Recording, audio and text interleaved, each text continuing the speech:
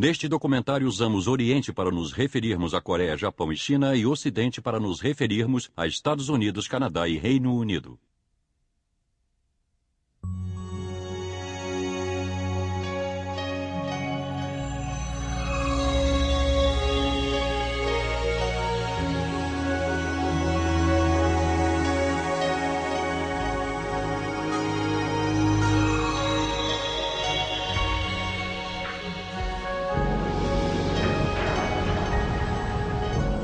O Oriente e o Ocidente. Distribuição Sinapse.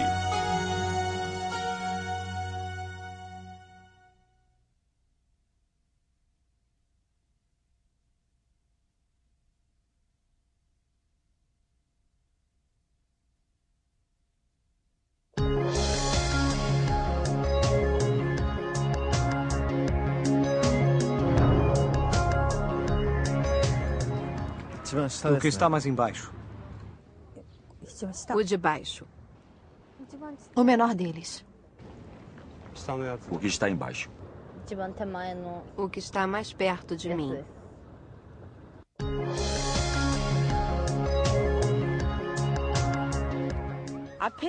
O da frente.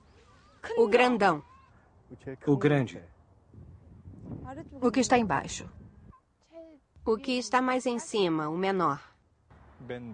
O que está bem embaixo?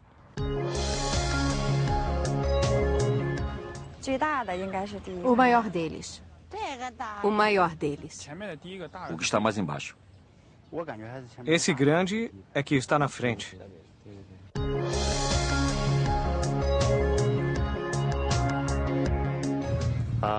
O que está em cima. Na frente, o de cima. O que está em cima?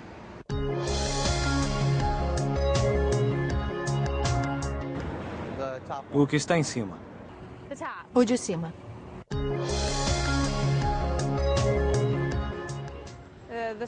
O menor deles. O de cima. O que está em cima.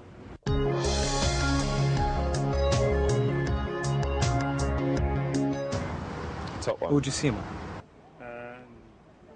O que está perto de mim.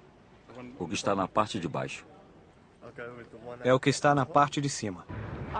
Eu diria esse de cima. Está mais longe.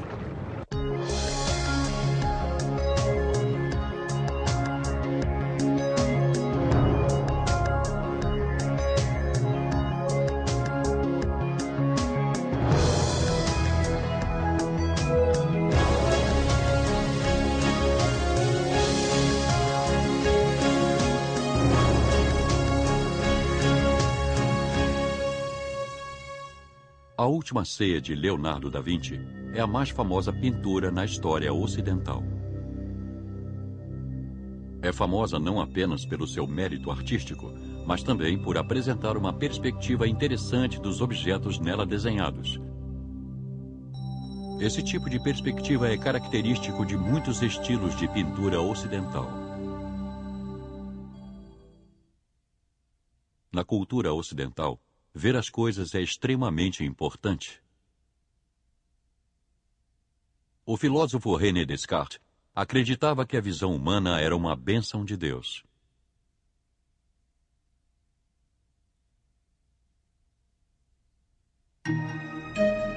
E a perspectiva é destinada a retratar o mundo precisamente como o olho humano o vê.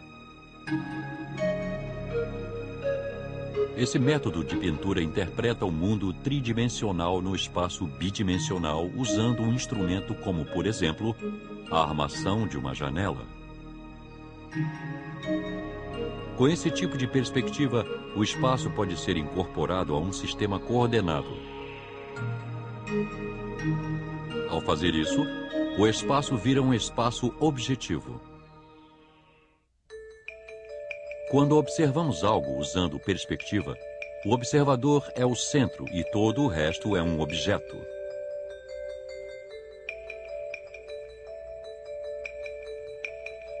A palavra objeto pode se referir tanto a alvo de observação como qualquer coisa. O objetivo originado do objeto significa não subjetivo. Além do seu sentido literal, a frase "eu vejo" pode significar também "eu entendo". Essa perspectiva, a qual se origina do ato de ver, é um elemento importante para entender a mentalidade ocidental. O ato de ver significa que o observador está sentindo visualmente os objetos. A visão dos observadores é voltada para os objetos e direcionada para frente.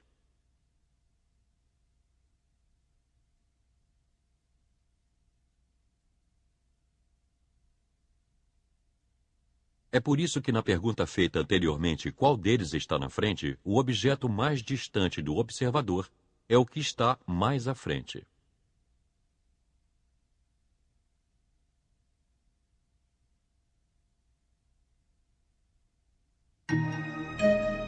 Por esta perspectiva, o objeto que está mais perto é maior e o que está mais distante é o menor.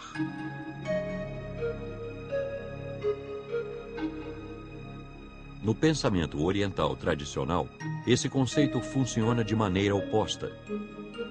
Esta é uma pintura popular tradicional na Coreia. Nesta figura, a perspectiva ocidental é aplicada de maneira oposta. Aqui, o que está mais perto é menor e o que está mais distante é maior.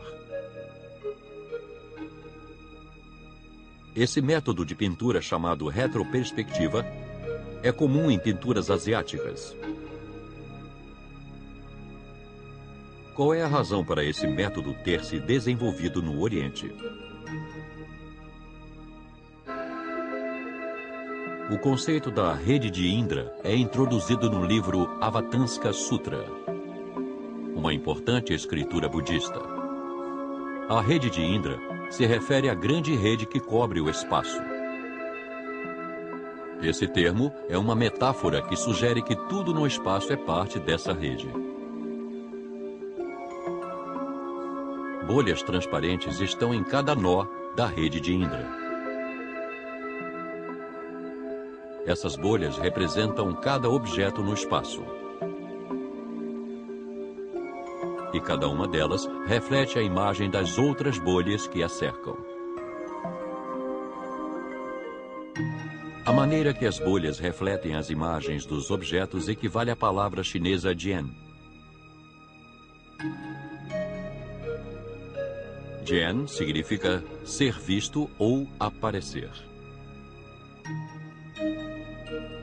No Ocidente, o ver é do ponto de vista do observador. No Oriente, ver é uma ação que vem dos objetos. Em outras palavras, não é o observador que vê, mas sim os objetos que aparecem. Em muitos casos, no pensamento oriental, são os objetos que são o centro. Essa é uma razão, por exemplo, que estudantes de inglês orientais têm dificuldade com perguntas negativas. No Oriente, se perguntarem, você não gosta de kiwis? Você responderá sim, se você não gosta. Como a pergunta é sobre não gostar de kiwis, a resposta positiva para a pergunta é a correta, a qual leva em consideração o que a pessoa perguntou. Portanto, a resposta é sim. Mas em inglês e em outras línguas ocidentais, não é a resposta correta. Nessas línguas, o eu está sempre no centro de tudo. Se eu gosto, a resposta é sim. Mas se eu não gosto, a resposta é não. No Oriente, o eu pensa a partir da perspectiva de como os outros pensam e falam. Os ocidentais veem os objetos do ponto de vista do interlocutor. Isto é chamado de perspectiva interior, ou perspectiva de primeira pessoa. Por outro lado, os orientais veem a si próprios pelo ponto de vista dos outros. Isso é chamado de perspectiva exterior, ou perspectiva de terceira pessoa. Perspectiva interior. E eu também costumo usar o termo perspectiva de primeira pessoa. Se refere a descrever as coisas com base em o que eu penso e sinto e quero. E a perspectiva de terceira pessoa. Também podemos usar perspectiva exterior. É ver a mim mesmo como as outras pessoas me veem. Os ocidentais, com uma perspectiva interior, se concentram naquilo que eles pensam e sentem. Portanto, eles tendem a acreditar que os outros sentem da mesma maneira que eles. Isso é chamado de projeção egocêntrica.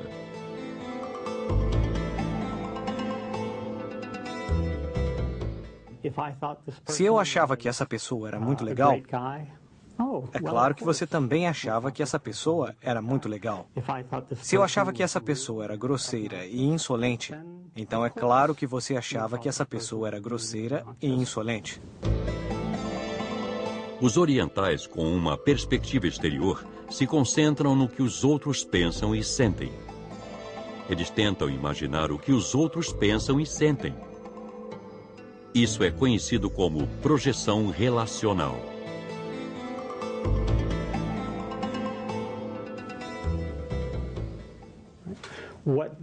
O que os asiático-americanos que foram observados fizeram foi imaginar o movimento através do tempo e do espaço, não a partir de sua própria perspectiva, mas da perspectiva de um amigo.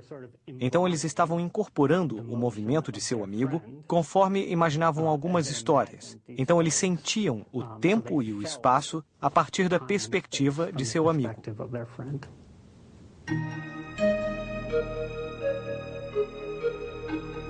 A maneira com que as bolhas transparentes refletem outras bolhas faz analogia à mentalidade oriental de projeção relacional.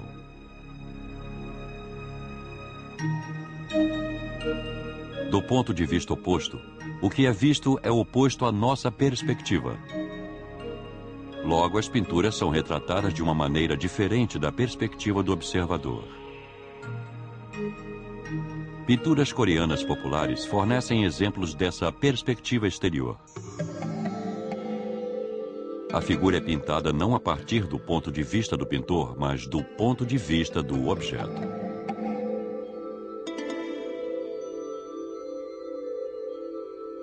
É por essa razão que, retomando a pergunta inicial, qual deles está na frente, os orientais tendem a responder a partir do ponto de vista do objeto e dizer que o primeiro é o que está na frente. Essa tendência pode ser encontrada no dia a dia.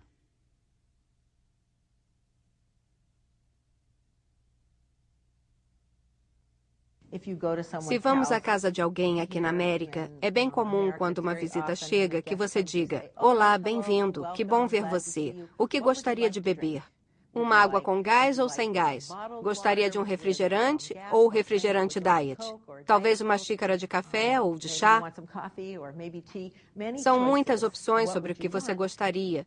Mas em um contexto japonês, é mais comum que quando você visite alguém, que a pessoa tenha pensado antes em você, que é de tarde e que você provavelmente chegará com calor, que você virá de longe, então talvez você gostasse de um chá gelado.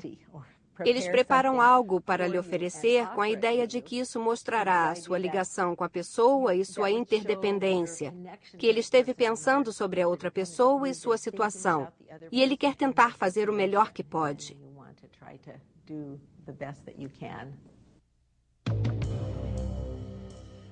Essas diferenças podem ser vistas na cultura alimentar de cada uma das duas regiões. No Ocidente, um pedaço de carne é servido e as pessoas o cortam conforme sua preferência. Então podemos encontrar facas e garfos na mesa. No Oriente, a comida é cortada por aqueles que a preparam. Então encontramos os palitinhos, também conhecidos como hashi, na mesa oriental.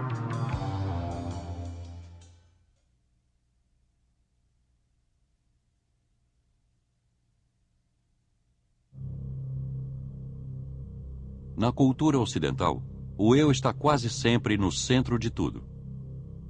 No inglês, o pronome pessoal eu é escrito com letra maiúscula sempre, não importando sua posição na frase. Até mesmo a palavra individual, formada do prefixo negativo in e da palavra dividir, sugere algo que já não pode mais ser dividido.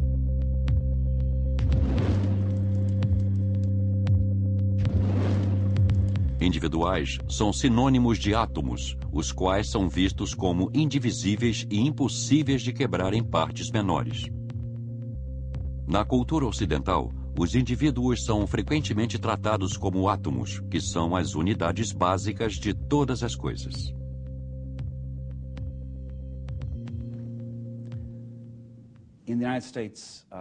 Nos Estados Unidos, a unidade na qual pensamos é o tipo de pessoa solteira, sozinha, guiada pelo seu próprio ponto de vista, seus sonhos, metas, desejos, vontades. E nós pensamos sobre as várias situações, como, por exemplo, o que é o melhor para mim não é o melhor para o outro. Ou, às vezes, não é o melhor para alguém da minha família. E isso acaba ganhando um valor secundário. Isso não é tão importante quanto a minha liberdade de fazer o que eu acho que preciso fazer para ser bem-sucedido e ter êxito, para me sentir bem, para ser eficaz no trabalho.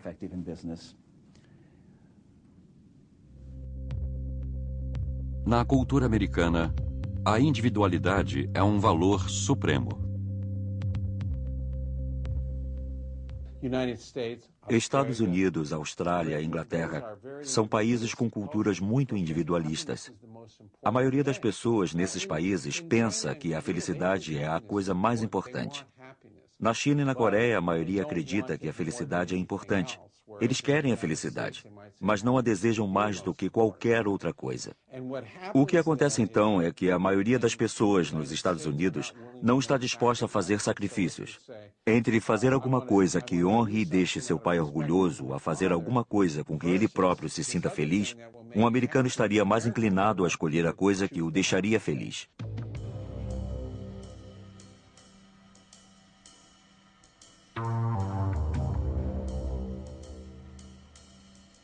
Os ocidentais são criados para ser independentes.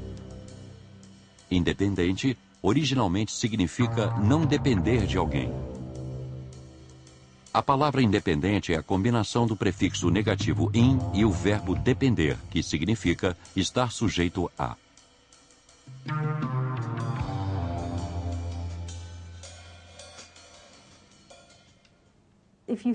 Se você pensar sobre qual é a meta da vida de uma pessoa independente, uma pessoa que vem de uma cultura independente ou de uma cultura individualista, o objetivo de vida normalmente é ser autoconfiante, capaz de fazer muitas coisas por si mesmo, ser inteligente e perspicaz. E tudo isso é alimentado pela noção de que você precisa se apresentar como sendo extremamente inteligente e capaz de fazer qualquer coisa. Isso é quase ver a si mesmo como um super-homem.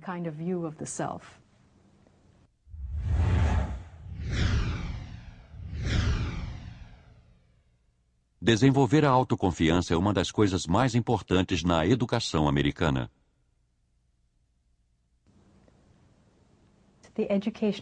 O sistema de educação nos Estados Unidos e as atitudes dos pais encorajam as crianças a se vangloriar, a se apresentar de uma maneira positiva, a dizer, eu sou o melhor, eu sou inteligente e capaz e eu posso fazer tudo. Os ocidentais colocam um grande valor em declarações como eu sou seguro de minha opinião. Eu posso dizer quando alguém está mentindo. E muitas pessoas acham que eu sou especial. Os ocidentais obtêm resultados altos nessa escala, e eles tendem a concordar com frases como eu sou muito seguro das minhas opiniões, ou eu sempre consigo perceber quando alguém está mentindo para mim, ou muitas pessoas acham que eu sou excepcional. Os ocidentais têm a tendência de concordar com declarações como essas. Em todas as sociedades existem comportamentos esperados que são considerados como reações socialmente desejáveis. Na sociedade oriental, as pessoas que se comportam modestamente são consideradas pessoas boas, enquanto na sociedade ocidental, As pessoas que parecem inteligentes encontram aceitação. Todos nós nos preocupamos em parecer bons para as outras pessoas. Queremos nos mostrar de uma maneira positiva. Mas o significado disso pode variar de cultura para cultura. Numa cultura oriental, apresentar-se de maneira positiva significa: eu não quebro nenhuma regra. Eu me comporto como a sociedade espera. Podem contar comigo para ser um bom amigo, uma boa pessoa para o meu grupo e para ajudar as pessoas. Isso é apresentar-se positivamente. Mas numa cultura ocidental, é totalmente diferente. Apresentar-se de maneira positiva significa ser inteligente e capaz. Eu posso fazer isso. A minha inteligência está acima da média da inteligência das outras pessoas. Eu posso ser autoconfiante. E então o jeito de ser que é desejável e positivo no Ocidente é aquele que exalta um pouco as próprias qualidades e capacidades pessoais. Mas o jeito de ser desejável não é gabar-se, é ser modesto, mas também seguir as regras e fazer o que esperam que seja feito. Os pais ocidentais ensinam seus filhos a fazer julgamentos e criar opiniões de forma independente. Um dia, um colega meu japonês estava hospedado em minha casa, pois daria algumas palestras na cidade. E ele notou que no café da manhã da minha filha, eu colocava sobre a mesa 3, 4, 5 cereais e perguntava para ela: qual você quer para o café da manhã de hoje? Qual você escolhe? Você quer o cereal de arroz? Quer o de aveia? Quer o que tem formato de bolinha? Esses eram seus preferidos e eu presumia que ela ia gostar muito, sentir prazer em escolher o próprio cereal. O meu colega, Shinobu Kiteyama, com quem eu já fiz muitas pesquisas, me perguntou: por que você dá tantas opções para ela? E eu achei: quero de aveia, quero que tem formato de bolinha. Esses eram seus preferidos e eu presumia que ela ia gostar muito, sentir prazer em escolher o próprio cereal. O meu colega, Shinobu Kiteyama, com quem eu já fiz muitas pesquisas, me perguntou: por que você dá tantas opções para ela? E eu achei essa pergunta tão estranha, porque para mim é óbvio que todo mundo quer poder escolher. E a razão pela qual você consegue escolher é que com isso você consegue mostrar do que gosta, qual é a sua preferência. E você consegue mostrar também que é independente e tem algum controle sobre o seu mundo. Mesmo que a minha filha fosse um pouco pequena naquela época, tinha uns 4 anos, eu achava que ela realmente iria adorar escolher, porque ela, sim, seria capaz de se expressar e mostrar sua singularidade. É o cereal que ela gosta, e é diferente, talvez, do cereal que a sua mãe gosta, ou que o seu pai gosta, ou que a sua amiga gosta. Eu achei aquela pergunta estranha, mas quando comecei a pensar sobre ela, eu pude ver que havia muitas questões culturais, como se existisse um iceberg enorme embaixo dessa pontinha, do comportamento de escolher as coisas. E então eu perguntei: o que você faz para a sua filha? E ele disse: simplesmente damos a ela café da manhã japonês. O café da manhã que é bom para as crianças. Damos um pouco de arroz, um pouco de missô, às vezes vegetais, às vezes um pouco de picles, coisas assim. Esse que é o bom café da manhã. É assim que fazemos lá. No Oriente, as mães geralmente fazem as escolhas para os filhos. As crianças tendem a acreditar que suas mães escolhem o que é o melhor para elas. Elas confiam e seguem as escolhas de suas mães. Foram feitos pequenos testes com crianças. O que estava sendo estudado era a diferença entre quando as crianças escolhem a questão e quando as mães escolhem. As crianças ocidentais que escolheram sua própria questão resolveram melhor.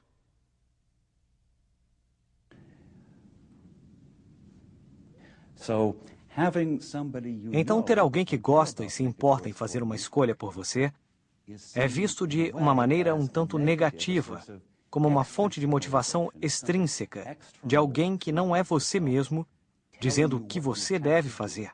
E os europeus e americanos veem essa experiência como um fenômeno negativo. Eu quero evitar isso, eu prefiro fazer isso sozinho, eu prefiro poder escolher. Mas as crianças orientais cujas mães escolheram suas questões as resolveram melhor. As crianças asiático-americanas não acharam a experiência negativa, e sim gratificante. Foram motivadas intrinsecamente e, como resultado, aprenderam melhor.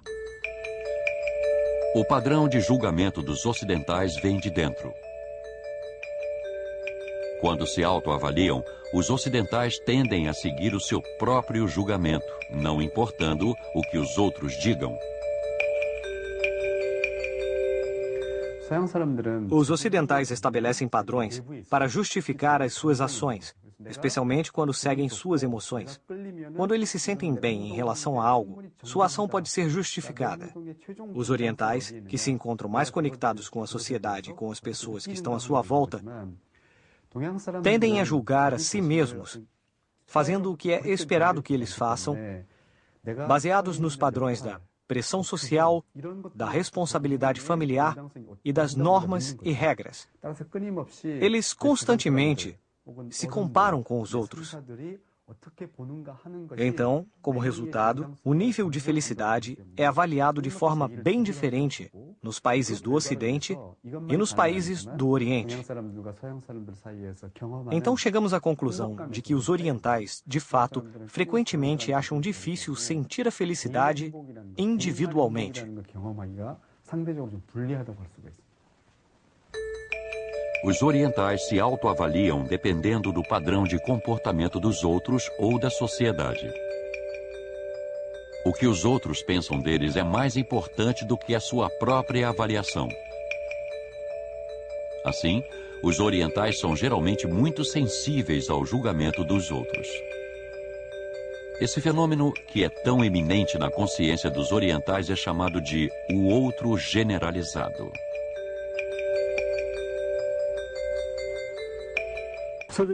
Então, o outro generalizado é a minha imagem de outra pessoa. Não precisa ser de uma pessoa específica. Na verdade, é todo um conceito de um outro generalizado, que é como as outras pessoas me veriam e como as pessoas me veem de fato. Então pode haver alguma coisa que eu não queira fazer, porque eu acho que não combina com o outro generalizado. Eu acho que as outras pessoas pensarão mal de mim. E isso é como se fosse a minha representação dessa outra pessoa, que incorpora as normas e os padrões da minha sociedade. Então, todo ser humano tem um outro generalizado. Todo ser humano tem uma visão do lado exterior, como se outra pessoa estivesse olhando para ele. E a questão é o quão onipresente está essa outra pessoa. E pode ser que esse outro generalizado seja uma parte mais saliente, uma parte mais importante da consciência dos asiáticos do que da consciência dos europeus e dos americanos.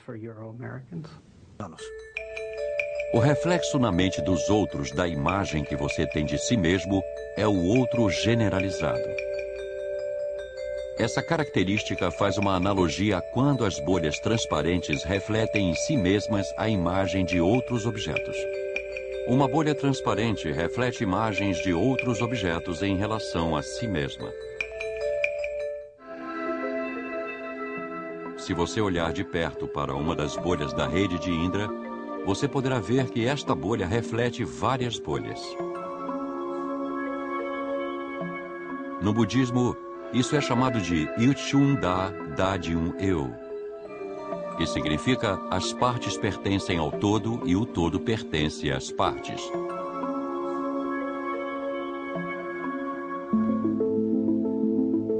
Se você olhar atentamente para uma folha, você poderá encontrar nela a figura de uma árvore inteira.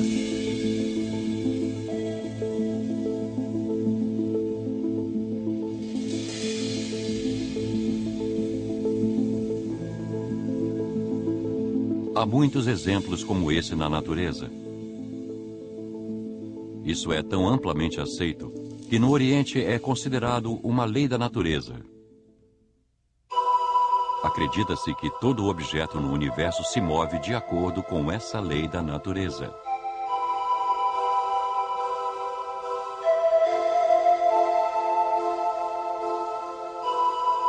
A lei da natureza é aplicada ao corpo humano. Na chamada medicina oriental, o corpo humano é comparado a um pequeno universo. De acordo com a medicina oriental, os humanos são saudáveis quando eles vivem de acordo com as leis da natureza. Se eles vão contra elas, eles ficam doentes. Esse conceito é chamado Jōnin Sang Un.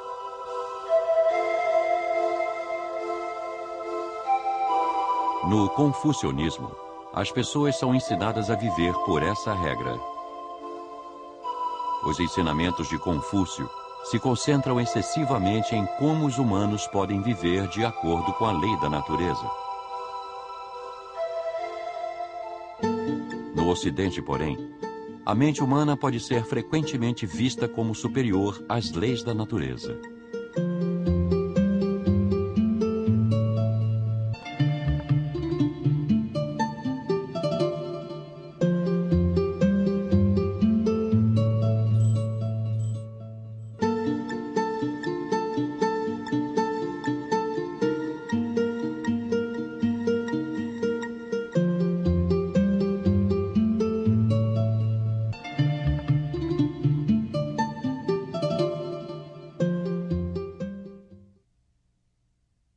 No Ocidente, acredita-se que é a mente que encontra a verdade, não a natureza.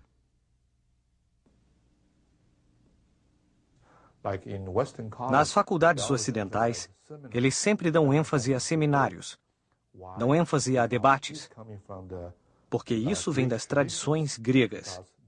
Quanto mais você luta com o outro, quanto mais você discute com o outro, é mais provável que juntos encontrem a verdade. E foi exatamente isso que Aristóteles disse. A verdade é uma característica do discurso. O que isso significa é que a verdade não está em um livro, a verdade não está na sua cabeça, não está na cabeça dele. A verdade está no meio de todos nós. Então nós discutimos, debatemos, argumentamos, e assim descobrimos qual é a verdade no meio disso. Desde os tempos antigos no Ocidente, a observação e a análise têm se desenvolvido para encontrar verdades. Nesse processo, é necessário que o observador apresente suas descobertas e permita que os outros procurem por enganos e erros.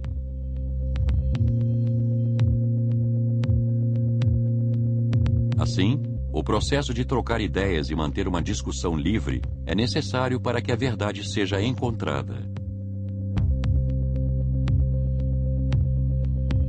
No Ocidente, a oratória tem sido amplamente considerada. É por essa razão que a eloquência e a retórica foram transformadas em formas de artes virtuais. Ao contrário do Ocidente, as pessoas que são eloquentes frequentemente não são confiáveis no Oriente. Provérbios coreanos como "a carruagem vazia faz muito barulho" passam a ideia de que quando você escuta muita conversa, geralmente significa que não há muita reflexão.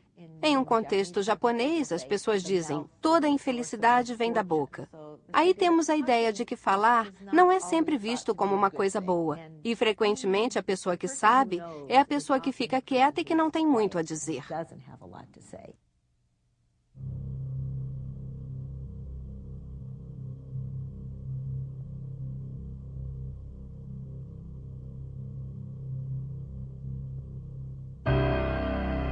No Oriente, uma imagem negativa da eloquência existe há muito tempo. Os orientais tradicionalmente acreditam que a linguagem é um meio para comunicar significado. Então, ela não existe para outro propósito. O filósofo Zhuangzi proferiu a frase Tugi Bangon, a qual diz que se você entende algo, então esqueça as palavras.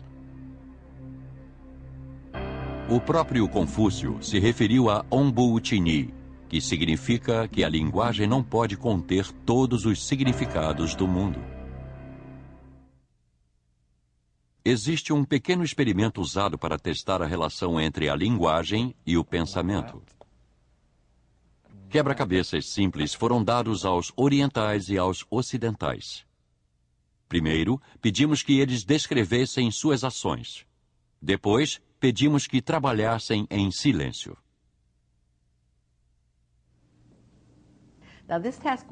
Essa tarefa foi fácil para os americanos com antepassados europeus que estão acostumados a crer que falar e pensar estão sempre juntos. Se você está pensando, deve saber dizer o que está pensando. Então, o desempenho deles foi um pouco melhor quando estavam falando em voz alta do que quando estavam em silêncio. Para os alunos com antepassados asiáticos, isso foi totalmente o oposto.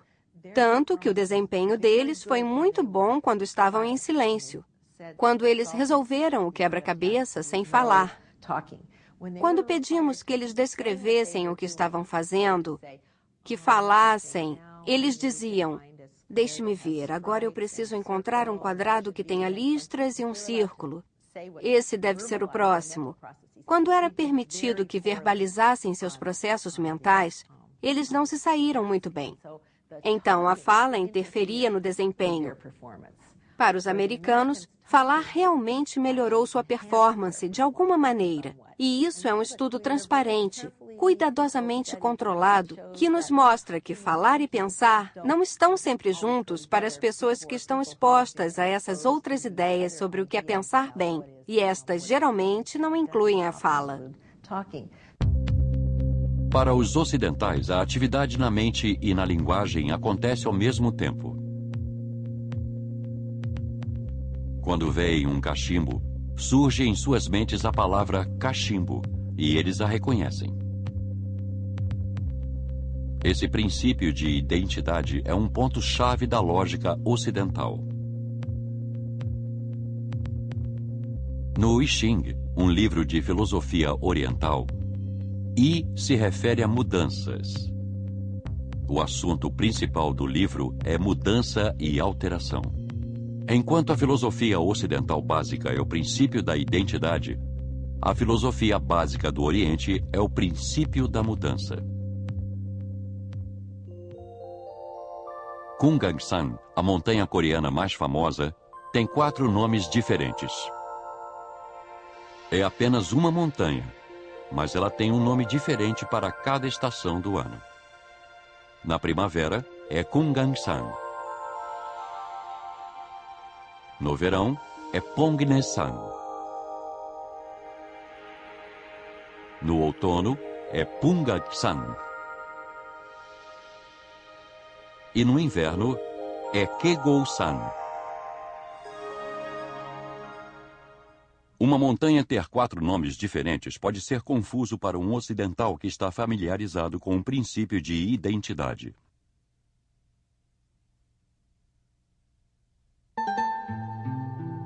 Esse é o quadro Serrando, considerado um tesouro nacional da Coreia. Há algo estranho nessa figura.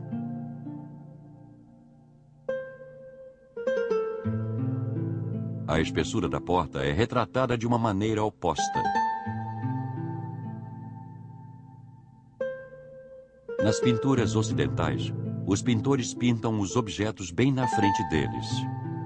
Os pintores visitam os lugares onde os objetos estão localizados e os pintam. Nas pinturas orientais, os pintores dão ênfase à janela de suas mentes.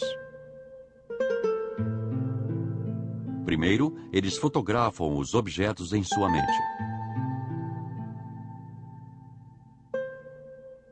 Então, quando voltam para casa, eles recuperam as imagens que estão em sua mente e pintam em seus quartos. O famoso pintor e poeta chinês Su Dongpo ensinou que, para pintar um bambu, você deve colocar o bambu na sua mente. Esse conceito é chamado Yungjung Songjuk, que significa os bambus são completados na mente. Quando a mente do pintor é como uma bolha transparente, os bambus podem permanecer nela. O bambu refletido na bolha sugere que o observador e os objetos sejam um só na mente.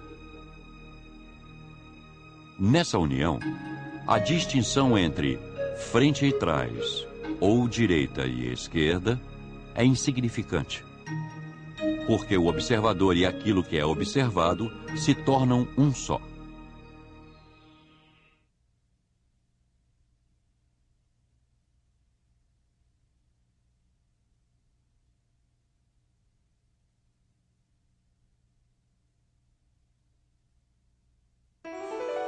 As bolhas mais transparentes são capazes de refletir melhor os objetos. É por isso que na cultura oriental, a expressão "a mente deve estar limpa" é bastante usada. A mente mais limpa é capaz de virar uma só com os objetos.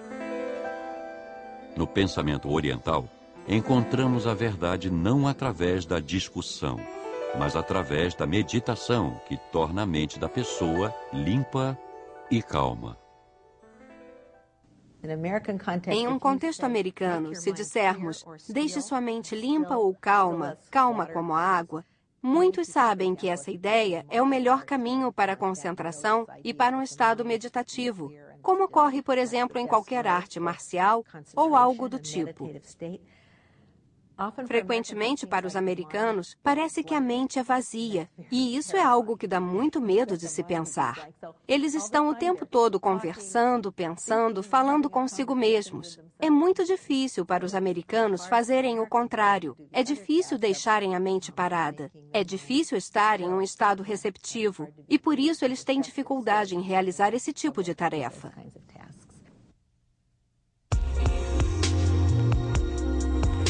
Como vimos, ocidentais e orientais geralmente veem os objetos de maneiras diferentes. Os ocidentais tentam entender as coisas analisando os objetos. E os orientais tentam tornar-se um só com eles. É por isso que dizemos, os ocidentais querem ver e os orientais querem ser.